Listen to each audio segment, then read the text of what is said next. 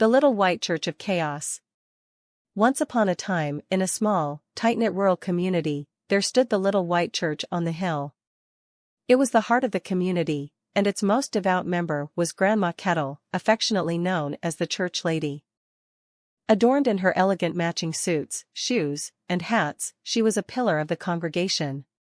However, beneath her pious facade, it seemed she had an eye for the reverend, which was a rumor whispered in hushed tones among the townspeople. As I grew up in this town, I longed to escape the incessant gossip and the prying eyes of everyone. After high school, I happily left the small town behind and pursued a successful career as an attorney, eventually owning my own thriving business. I distanced myself from the drama and dysfunction of my family. Led by my cousin Jed and his wife Sylvia, who always seemed to be embroiled in some sort of family function. One Thanksgiving, Jed and Sylvia invited me back home for the holiday.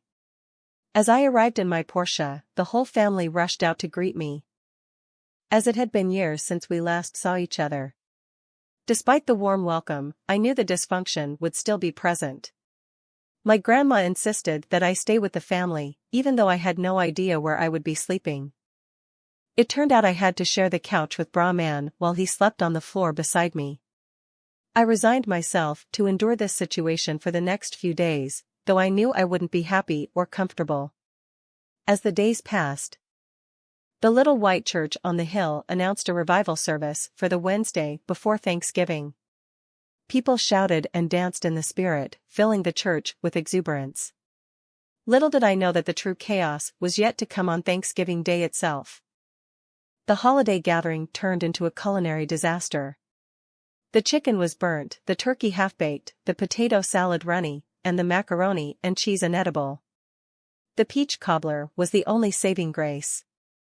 Amidst the culinary chaos, tempers flared when Jed invited a wayward woman to the dinner party. Sylvia, feeling threatened, engaged in a heated argument with the woman, and shocking truths about Jed's involvement with her came to light. In a fit of rage, Sylvia struck Jed so hard that his false teeth flew across the road. The scene quickly escalated, and we had to usher the children out of the kitchen to protect them from the ugly spectacle that unfolded before our eyes. The true colors of the self-proclaimed Christians in the household were laid bare that day, and it was far from a spiritual revelation. Faced with the turmoil, even Grandma Kettle couldn't bear it. She didn't hesitate to cast everyone out of the household, regardless of whether they had a place to stay or not. It was clear that she had had enough of the drama and the hypocrisy that had plagued her family. Amidst the turmoil, I managed to sneak out of the house, load my car, and hit the road. As I drove away from the chaos of my past, I couldn't help but think about the irony of the situation. The Little White Church on the hill, which had once been a symbol of solace and unity, now seemed to mirror the chaos and discord that had taken over my family. Moral ending: the Little White Church on the hill, once a beacon of faith and fellowship, could not shield the family from their own internal strife and hypocrisy. It serves as a reminder that true harmony and spirituality come from within, not from mere outward appearances.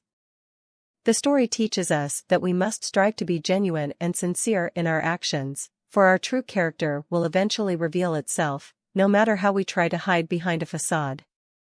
In the end, it is love, forgiveness, and acceptance that can mend the fractures within a family and bring about true reconciliation.